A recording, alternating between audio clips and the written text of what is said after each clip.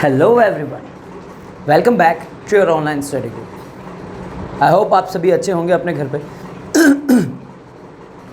Feeling better now, अब गला भी ठीक है। तो चलिए कैरी ऑन करते हैं हमारे सिलेबस को। अब आपके मन में एक ये भी ख्याल आ रहा होगा कि सर आज कैप कैसे पहन के खड़े हैं, तो ऑब्वियसली ये ज़्यादा मत गौर करिएगा। पूरे दिन भर से मेहनत के बाद में वीडियो बनने जा रही है, तो इतना टाइम नहीं था कि अपने आप को मेंटेन करें, बाल वगैरह बनाए। तो इन सब चीज़ों को अवॉइड करते हुए शुरुआत करते हैं हम हमारे सिलेबस को, कंटिन्यू करते हैं हमारी स्टडी को। 3 वीडियोस ऑलरेडी आ चुकी है इस टॉपिक की। आज मैक्सिमम कोशिश यही रहेगी, मोस्ट प्रोबेबली आज इस चैप्टर को ख़त्म करेंगे अपन। तो चलिए बढ़ते हैं हमारे थर्ड कंपोनेंट की तरफ, जिसका नाम था ट्रेनिंग एंड डेवलपमेंट।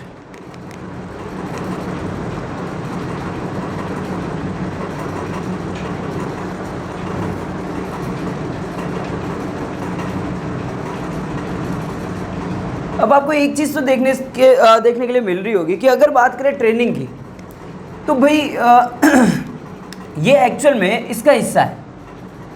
अगर डेवलपमेंट की बात की जाए तो ये ओवरऑल ग्रोथ है।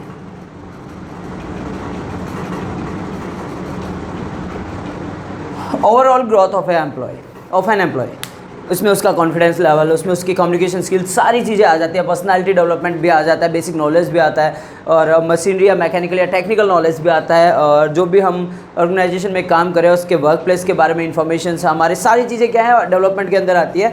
लेकिन अगर बात की जाए तो ट्रेनिंग की, तो मैं डेफिनेशन लिख देता हूँ ट्रेनिंग की। चलिए यहाँ लिख देता हूँ।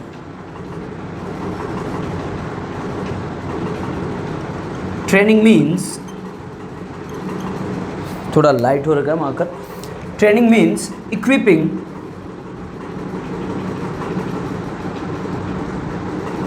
N employ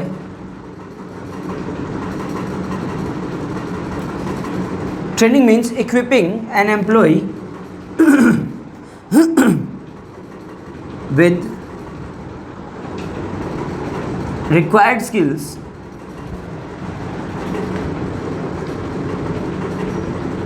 to perform job in an organization.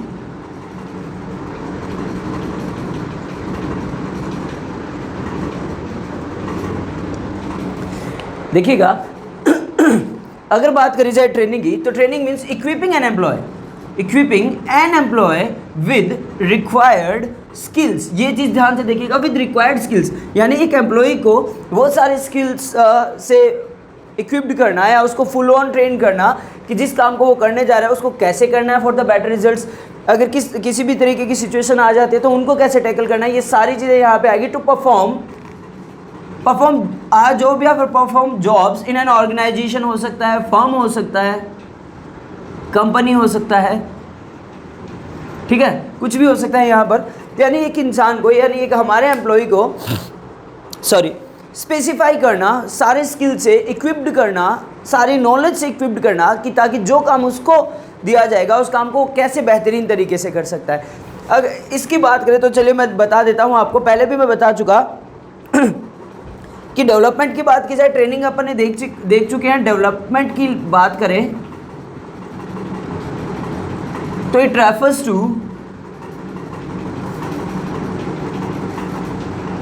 Overall growth of an employ.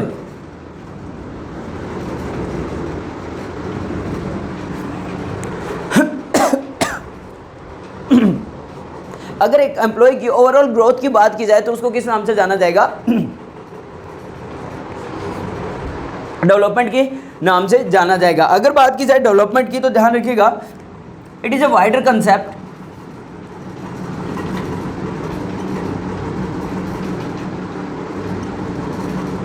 Actual में डेवलपमेंट एक वाइडर कंसेप्ट है, ये तो एक छोटा सा कंसेप्ट है। डेवलपमेंट के अंदर ही आता है ट्रेनिंग की, एक ओवरऑल ग्रोथ करना है एक एम्प्लॉय की, ट्रेनिंग उसी का हिस्सा है। It is a wider concept and training is a part of it. Training is a part of it. तो ठीक है, आई थिंक आपको डेफिनेशन तो क्लियर हो गई होगी कि ट्रेनिंग की बात करें तो equipping an employee with the required skills to perform a job in an organisation. किसी भी संस्था में काम करने के लिए एक एम्प्लॉय को फुल ऑन प्रिपेयर करना रिलेटेड स्किल्स के साथ में, कंप्लीट इन्फॉर्मेशन के साथ में, कंप्लीट बेसिक नॉलेज के साथ में, उसको क्या माना जाता है, ट्रेनिंग माना जाता है। जैसे अगर बात करें किसी गाड़ी चलाने के लिए किसी को ड्राइविंग सिखाना, तो ऑब्वियसली उसको पहले बेसिक्स बताए जाते हैं कि भाई ब्रेक कौन सा है, एक्सीलेटर कौन सा है, क्लच कौन सा है, ये सारी चीज़ें क्या रहती है, ठीक है, किस तरीके से गियर को शिफ्ट करना है, किस तरीके से गाड़ी को पिकअप में लेना है, ये सारी चीज़ें एक्चुअल में उसको बताई जाती हैं। इंडिकेटर्स के स्विचेस कौन से हैं, एसी का स्विच कौन सा है, और जो हमारा डिग्गी जिसको बोलते हैं उसका स्विच कौन सा है, या बोनेट का स्विच कौन सा है, ये सारी बेसिक इन्फॉर्मेशन बताई जाती है। उसी तरीके से ट्रेन करना किसी भी एम्प्लॉय को for a basic knowledge is known as training. और डेवलपमेंट क्या एक ओवरऑल ग्रोथ है, एक ट्रेनिंग भी इसी का हिस्सा है कि एम्प्लॉय को सारे ग्रोथ बताना, सेक्टर में डेवलप करना, चाहे वो कॉन्फिडेंस लेवल हो, चाहे वो कम्युनिकेशन लेवल हो, चाहे वो ट्रेनिंग लेवल हो, चाहे वो टेक्निकल लेवल हो, चाहे वो थ्योरेटिकल लेवल हो, वो सारी चीज़ें डेवलपमेंट का हिस्सा है। अब बात आती है कि भाई इसको किस तरीके से किया जाता है या क्या क्या इसके बेनिफिट्स रहते हैं। तो पहले इसका स्क्रीनशॉट लीजिए, फिर आगे बढ़ते हैं अपन बेनिफिट्स की तरफ। I hope you have taken the screenshot. चलिए आगे बढ़ते हैं।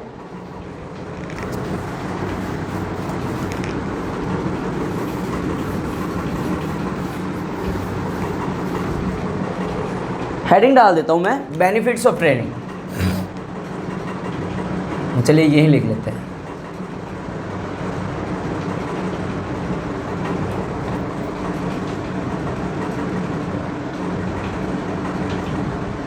बेनिफिट्स ऑफ ट्रेनिंग की बात की जाए तो दो तरीके के बेनिफिट्स मेनली रहेंगे। आइए देखते हैं कौन कौन से। अगर मैं इनको दो भागों में बांटूं तो भाई क्या क्या बेनिफिट्स रहते हैं किस किस को। पहले बेनिफिट्स तो रहेंगे वो रहेंगे हमारे टू ऑर्गेनाइजेशन,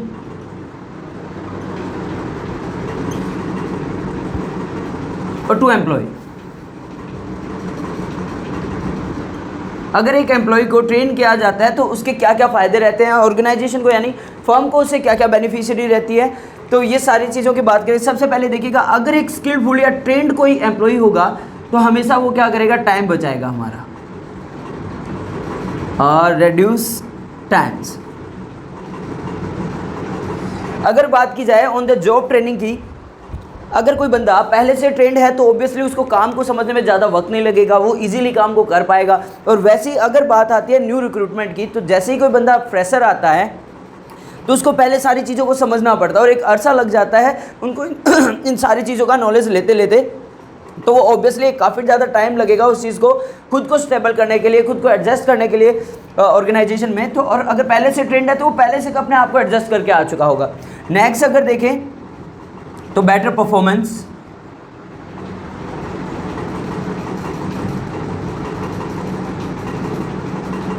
बेटर परफॉर्मेंस की अगर बात कहूँ तो ऑब्वियस सी बात है यार, जो स्किलफुल होगा, जो पहले से ट्रेंड होगा, तो वो अपनी परफॉर्मेंस भी बेटर देगा। और एक तो होता है अपन कहते हैं नाइव या फिर बिगनर जिसको कहते हैं, नौसिखिया जिसको कहते हैं, जिसको काम के बारे में ए भी नहीं पता, उसको काम का ए भी नहीं पता या उसको काम को पहली गिनती भी नहीं पता, तो ऑब्वियसली वो काम को सीखते सीखते काफ़ी ज़्यादा टाइम लगाएगा। लेकिन जो पहले से ट्रेंड होगा obviously he will be able to give his best on the post और during his job session। Next अगर देखें तो देखिएगा यहाँ पर अपन कह सकते हैं एटीट्यूड फॉर्मेशन या लेस कॉस्ट की भी बात की जा सकती है। सबसे पहले लेस कॉस्ट लिख लेते हैं अपन। जो बंदा पहले से ट्रेंड है तो आपको उसको सिखाने की ज़रूरत नहीं पड़ेगी, आपका वक्त बचेगा, साथ साथ में आपकी कॉस्ट भी डिडक्ट होगी। क्योंकि अगर आप नए बंदे को सिखाते हैं तो आपको, या नए एम्प्लॉय को सिखाते हैं तो आपको एक बंदा ऐसा भी चाहिएगा जो उसको सिखाए, आपको उसकी प्रॉपर नॉलेज दे। और हो सकता है अगर आप फ्रेशर को कोई काम हाथ में दे दे तो आपको नुकसान भी हो जाए, आपको टेक्निकली नुकसान हो सकता है, आपको थ्योरेटिकली या रिटर्न में कोई नुकसान हो सकता है, कोई अकाउंटिंग मिस्टेक्स हो सकती है। तो इससे बेहतर होता है कि वो बंदा पहले से ट्रेंड हो। काफ़ी सारे इंस्टीट्यूशन ऑन द जॉब या ड्यूरिंग द कैंपस सिलेक्शंस भी ट्रेनिंग सेशंस चलाते हैं, या बिफोर पोस्टिंग भी ट्रेनिंग्स वगैरह देते हैं। जैसे आपने देखा होगा एक आर्मी सोल्जर होता है ना, या कोई भी एक सोल्जर होता है, उसको सिलेक्शन के बाद में एक ट्रेनिंग सेशन पे भेजा जाता है, उसको डायरेक्ट फील्ड में नहीं उतार दिया जाता। क्योंकि अगर उसको डायरेक्ट फील्ड में उतारा जाएगा तो उसके सामने काफ़ी सारे ऐसे ऑब्स्टिकल्स आएंगे जिनको देखकर ही वो डर जाएगा। काफ़ी बार ऐसा भी होता है भूखे रहना पड़ता है, प्यासे रहना पड़ता है, रिसोर्सेज नहीं होते, कैसे सर्वाइव करना पड़ता है। इन सारी चीज़ों से उनको पहले से ट्रेन किया जाता है या बिफोर पोस्टिंग या बिफोर फील्ड में जब उनको पोस्ट किया जाता है उससे पहले ही। तो ये सारी चीज़ें भी क्या होता है, ट्रेनिंग का हिस्सा है। तो लेस कॉस्ट भी इसी का पार्ट है कि अगर कोई बंदा ट्रेंड होगा, स्किलफुल होगा, तो ऑब्वियसली हमारी कॉस्ट तो डिडक्ट होगी ही होगी। नेक्स्ट अगर देखें तो हमारा रहता है attitude, last but not least attitude formation.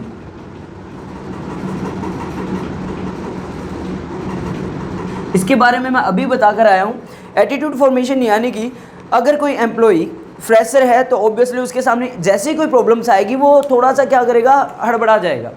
उसको प्रॉब्लम्स कभी उसने फेस नहीं करी हुई होती है तो वो हौस पौच हो जाता है कि यार मैं क्या करूं क्या नहीं करूं। लेकिन अगर कोई बंदा पहले से टैलेंटेड है या स्किलफुल है या ट्रेंड है तो obviously already knows that how to tackle such type of the obstacles. उसे पहले से पता है कि इन सारी मुसीबतों को कैसे ओवरकम करना है, कैसे टैकल करना है इन सारी चीज़ों को। तो ध्यान रखिएगा, एक ऑर्गेनाइजेशन को ये फ़ायदे होते हैं अपने एम्प्लॉयज़ को ट्रेन करने की। अब बात आती है कि एम्प्लॉय को ट्रेन होने के बाद में क्या क्या फ़ायदे हैं। सीधी सी बात है यार, अगर आप ट्रेन होते हो तो आपके पास आपकी काबिलियत बढ़ जाएगी। आपकी काबिलियत बढ़ जाएगी तो आपकी, वो कहते हैं ना मार्केट में आपका सिक्का चलना शुरू हो जाएगा। एक कहावत भी होती है कि जिनके हुनर बोलते हैं ना उनके पत्थर भी पानी में तैरा करते हैं। फेंक कर मत देखना, आपके और मेरे नहीं तैरते, ठीक है। बट एक वक्त आएगा, ऑब्वियसली आई प्रॉमिस यू, आपके भी तैरेंगे जब दुनिया आपको सैल्यूट करेगी। आप अपनी जब पहचान बनाएंगे, जब आप अब्रॉड जाएंगे, अपना खुद का एस्टैब्लिशमेंट करेंगे, दुनिया में अपना एक लेवल बनाएंगे कि वो देखो यार वो बंदा जा रहा है, लोग आपको जानने लगेंगे, आपकी रिस्पेक्ट करेंगे, आपकी कदर करेंगे। बट वो चीज़ें कैसे पॉसिबल हो सकती है? मेहनत से, डेडिकेशन से। आप डेडिकेटेड रहिए अपने टारगेट्स की तरफ, खुद को टारगेटेड करिए, एम्स बनाइए और उन्हीं ट्रैक पे चलते चले जाइए। अगर आप ऐसे करते तो एक वक्त ज़रूर ऐसा आएगा कि दुनिया सही मायने में आपकी रिस्पेक्ट करेगी। तो चलिए वापस टॉपिक पे आते हैं। एम्प्लॉयज़ को ट्रेनिंग का क्या फ़ायदा होता है? मोर अर्निंग। सबसे पहली बात लिखूँ तो मैं, भाई पैसा, वो कहते हैं ना पैसा खुदा नहीं है पर खुदा से कम भी नहीं है, क्योंकि जो काम खुदा नहीं कर पाता वो काम पैसा कर जाता है। मोर अर्निंग्स यानी कि अगर आप टैलेंटेड होंगे तो ऑब्वियसली एक तो फ्रेशर होता है, फ्रेशर के मुकाबले में आपको काफ़ी ज़्यादा अर्निंग्स के रिसोर्सेज मिल पाएंगे। और फिर बात आती है करियर ऑप्शंस। करियर ऑप्शंस आपके पास काफ़ी सारे हो सकते हैं। ये लिख सकते हैं अपन, मोर career options.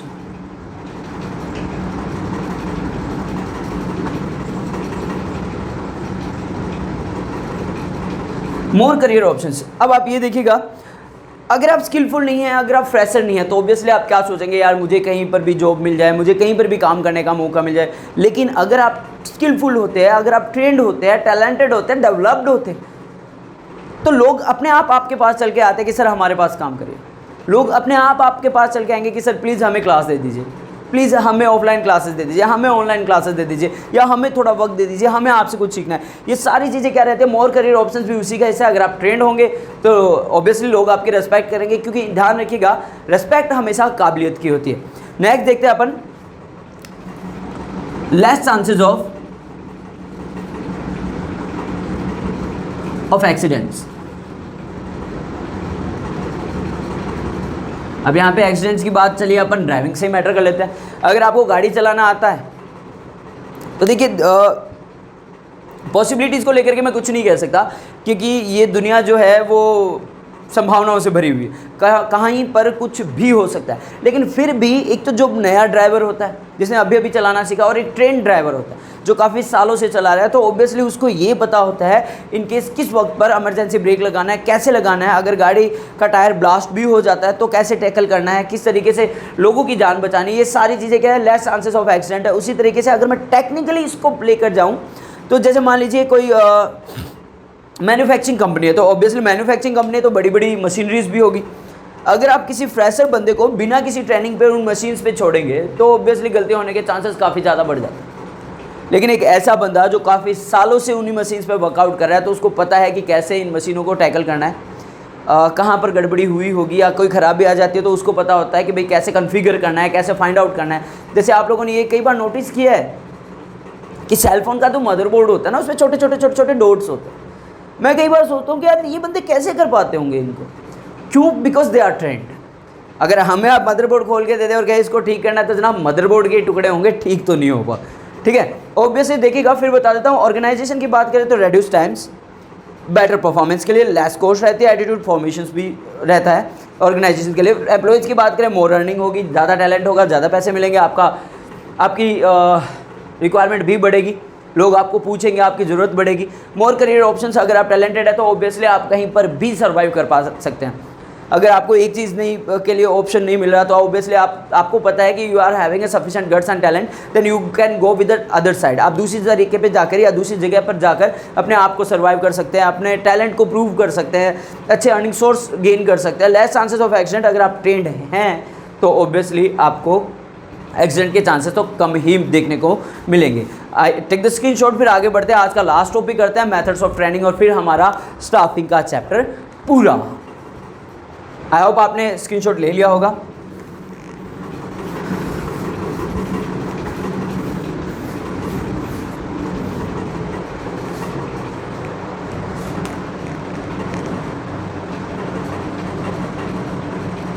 Methods of training,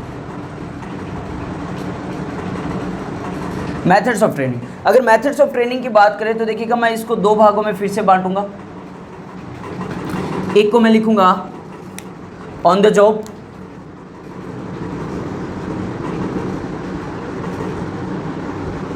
और दूसरा लिखूंगा ऑफ द जॉब।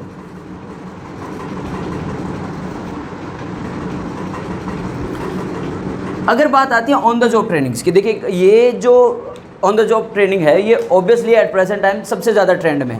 क्यों? क्योंकि क्या है, एक तरीके से इसको क्या माना जाता है,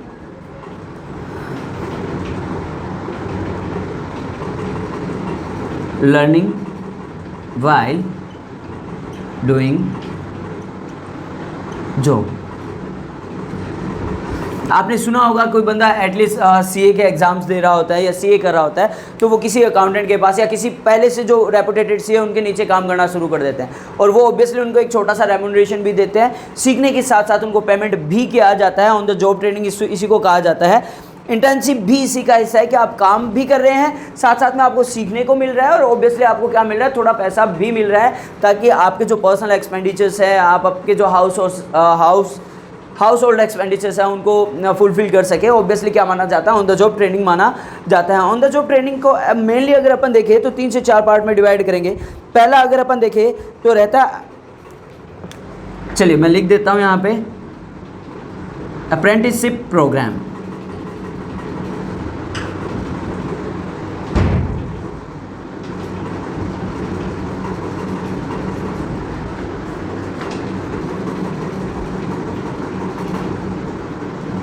अप्रेंटिसशिप प्रोग्राम, अब देखिएगा अप्रेंटिसशिप प्रोग्राम एक तरीके से क्या होता है कि अनस्किल्ड को स्किल्ड में बदलना। सिंपल सी बात है, क्या करना है, अनस्किल्ड को स्किल्ड में बदलना अप्रेंटिसशिप प्रोग्राम है। यानी कि देखिएगा मैं आपको इसका एक अच्छा सा एग्जांपल दूंगा।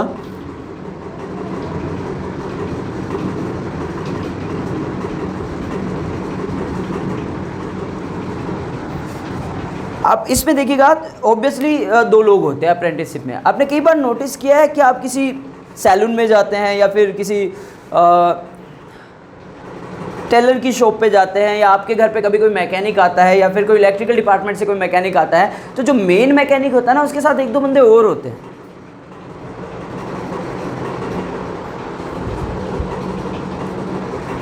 जो मेन मैकेनिक होता है ना वो ऑब्वियसली क्या करता है, 1-2 हेल्पर्स लेके आता है। एक्चुअल में they are not the helpers, ये वो लोग होते हैं जो सीखने की इच्छा रखते हैं। इन लोगों के साथ साथ जैसे कारपेंटर की बात कर सकते हैं, जो मेन जो कारपेंटर होता है वो ऑब्वियसली 1-2 जो लोग सीखने की ख्वाहिश से उनके पास जाते हैं तो वो बताते हैं कि हाँ भाई देखो मैं इसको ऐसे कर रहा हूँ, यहाँ पे हमें कीलें लगानी है, यहाँ पे हमें इस तरीके से इसको स्ट्रेट करना है, यहाँ पे प्लगर्स लगेंगे, इस तरीके से इसमें इतना स्पेस रहना चाहिए, इतनी इसकी साइज़ रहनी चाहिए। ये एक्चुअल में क्या है, अनस्किल्ड से स्किल्ड में कन्वर्ट करना क्या होता है, अप्रेंटिसशिप प्रोग्राम होता है, जहाँ पर एक स्किल्ड पर्सन दूसरे अनस्किल्ड पर्सन को क्या करता है, ट्रेन करता है, तैयार करता है और उसको कुछ पैसे भी देता है। अगर आप हेयर स्टाइलिस्ट की शॉप पे जाएंगे, आजकल तो काफ़ी सारी जगह पे काफ़ी सारे कॉलेजेस बन गए हैं, इंस्टीट्यूट भी बन गए हैं जो हेयर स्टाइलिस्ट तैयार करते हैं, उनको ट्रेन करते हैं। लेकिन आप नॉर्मली अपने एरिया के आसपास देखेंगे तो आपको ये देखने को मिलेगा, जो मेन जो बार्बर होता है ना उसके आसपास 1-2 लड़के और भी होते हैं, जो जैसे वो सीजर चला रहा होता है या रेजर चला रहा होता है उसको बताता रहता है, देखो यहाँ से ऐसे करना होता है, इस साइड से ऐसे काटना होता है, इस तरफ से इतना आपको मेजरमेंट लेना है। ये सारी चीज़ें क्या होती है, अनस्किल्ड से स्किल्ड में कन्वर्ट करने की बात रहती है। नेक्स्ट अगर अपन देखें तो हमारा आता है इंटर्नशिप।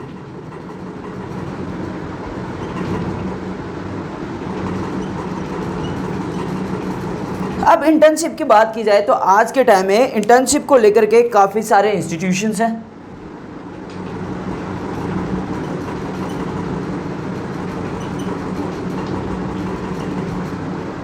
ठीक है, काफ़ी सारे कॉलेजेस भी हैं, काफ़ी सारे कैंपस भी ऐसा माना जाता है इंस्टीट्यूशंस को लेकर के, यानी कि ट्रेनिंग सेंटर भी इसी का हिस्सा है। ठीक है, कॉलेजेस या ट्रेनिंग सेंटर भी कह सकते हैं अपन।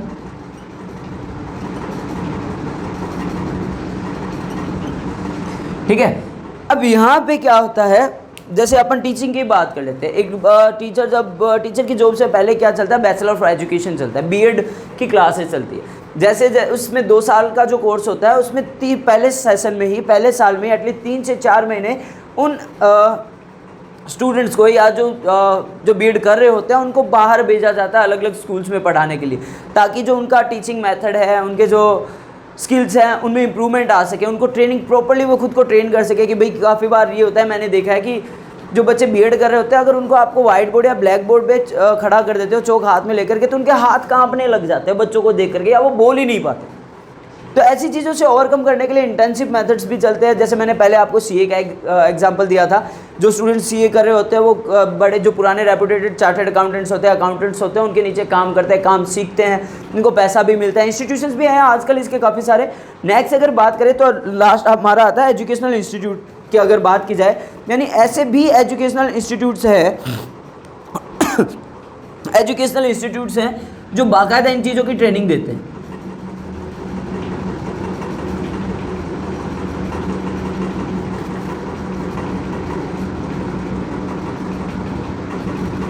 एजुकेशनल इंस्टीट्यूट या ट्रेनिंग सेंटर जिनके पास, जैसे आइलेट्स सबसे बड़ा, आइल्स जिसको आप कहते हैं, वो भी इसका एक सबसे बड़ा एग्जाम्पल है। जैसे भी आप आइल्स का एग्ज़ाम देने जाते हैं तो उससे पहले आप 3 से 4 महीने की क्लासेस लेते हैं। उसमें आपको चारों पेपर के बारे में बताया जाता है, कैसे आपको मैपिंग करनी है, कैसे आपको रिटन पेपर क्लियर करना है, कैसे आपको वाइवा क्लियर करना है, कैसे आपको लिसनिंग क्लियर करना है। ये सारी चीज़ें एक तरीके से क्या है, ट्रेनिंग ही तो है कि ठीक है।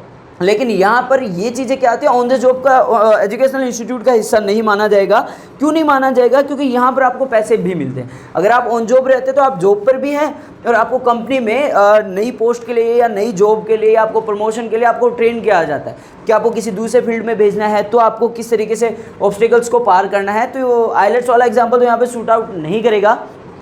ठीक है, यहाँ पर अगर अपन देखें तो ये जो सारी चीज़ें आती है हमारी specify for the trainings for the newer post हो सकती है, जहाँ पर आप काम भी कर रहे हैं और आप आगे की प्लानिंग के लिए नई स्किल्स भी सीख रहे हैं। कई बार आपने देखा होगा कि किसी भी एम्प्लॉय को एक पोस्ट पे रहते रहते दूसरी जगह पे डेप्यूट कर दिया जाता है। डेप्यूट क्यों किया जाता है? बिकॉज ही और she is having special talent और skills to tackle some obstacles. जैसे आरपीएफ की बात करें, रिजर्व पुलिस फोर्स की बात करें, तो एक तरीके से उनको कमांडो की भी ट्रेनिंग्स दी जाती है, जबकि वो जॉब पर हैं फिर भी उनको नए स्किल्स के लिए प्रमोट करने के लिए उनको ट्रेन किया जाता है, ताकि in case of the requirement उनको वहाँ पे पोस्ट आउट किया जा सके। फिर आता है हमारा on the job. On the job की बात करें, 3 चीज़ें देखिए, अप्रेंटिसशिप प्रोग्राम, इंटर्नशिप और एजुकेशनल इंस्टीट्यूट्स के बारे में। नेक्स्ट अगर देखें तो रहता है हमारा ऑफ द जॉब में एक सिंगल ही रहेगा हमारा, देखिएगा, वेस्टिब्यूल स्कूल। अब ये कहेंगे सर आप ये क्या है, ये नाम तो पहली बार सुना है।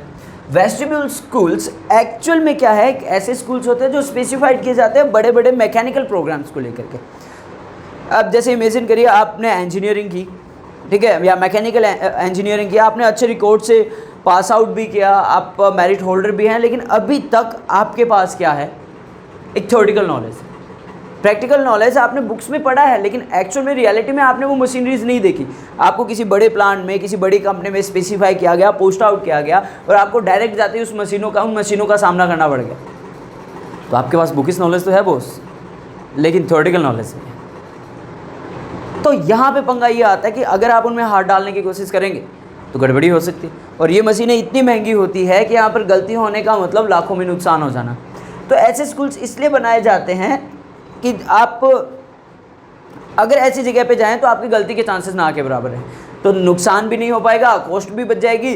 और अगर नुकसान होता है, अगर आपके पास ऐसी स्पेसिफाइड ट्रेनिंग नहीं है, तो नुकसान लाखों में होगा। आपको जॉब भी छोड़नी पड़ सकती है, या आपके जॉब करियर में शुरू होने से पहले ही बंद होने का खतरा हो सकता है।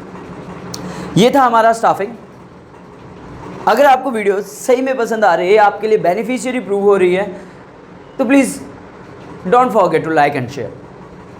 क्योंकि देखिएगा, एक वीडियो, एक कंटेंट को तैयार करने में काफ़ी ज़्यादा मेहनत भी लगती है, और जितने भी लाइक्स या व्यूज़ मिलते हैं ना, उनसे एक्चुअल में हम सेल्फ मोटिवेट होते हैं। तो मैं ही नहीं, हर एक यूट्यूबर यही चाहता है कि भाई अगर उसकी वीडियो ओपन हो रही है तो ऑब्वियसली एटलीस्ट डिसलाइक भी दें, आई डोंट केयर। अगर आपको वीडियो नहीं पसंद आ रही तो डिसलाइक दें, कमेंट बॉक्स में डालें कि सर आपको इस तरीके से सजेस्ट करें कि आपको इतना कंटेंट और प्रोवाइड करवाना चाहिए, ताकि एटलीस्ट मुझे ये तो पता चले कि हाँ, मुझे कहाँ ज़रूरत है इम्प्रूवमेंट की।